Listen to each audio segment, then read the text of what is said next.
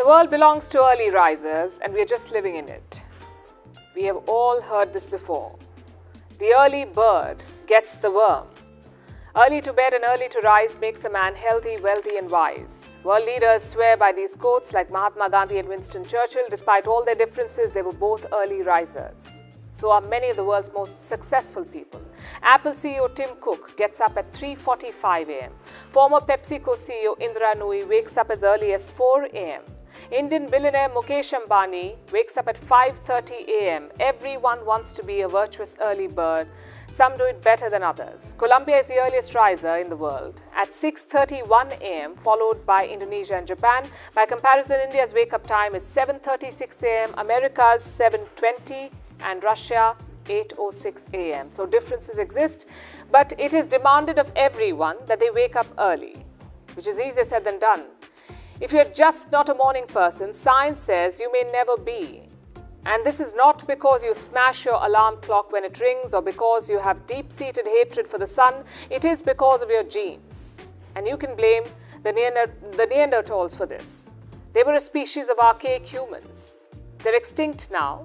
They were alive until about 40,000 years ago, but they intrigue science even today. Modern humans, or our ancestors, procreated with the Neanderthals.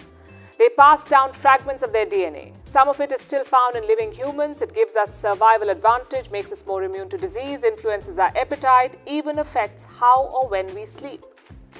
Now, a new study is out. It says Neanderthals were morning people. They lived in Eurasia on higher altitudes, where days became shorter in the winter, so they woke up early to collect food as soon as the day began. Over hundreds of thousands of years, their body clocks adapted to this geography, and their descendants with modern humans inherited these body clock genes. So many people who are early risers today probably have those genes. From an evolutionary perspective, being an early riser makes sense. You can gather food, more food.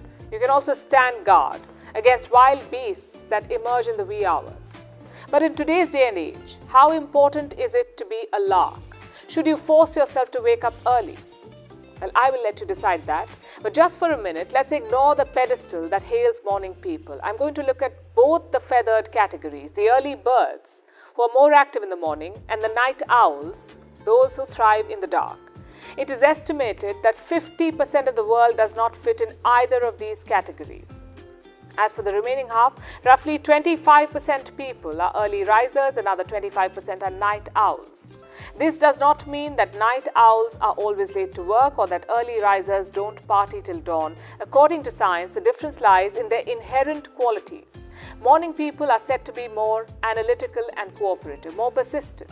They set higher goals for themselves, plan for the future more, have a better sense of well-being. On the other hand, night owls are more imaginative and individualistic, more creative, more open to new experiences or taking chances. So whichever side you pick, you will find redeeming qualities. Yet our society tends to reward only 25% of the world's population. Perhaps it's time to rethink that.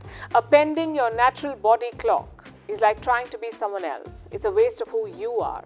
So redefine what success means to you and put this debate of waking up to bed.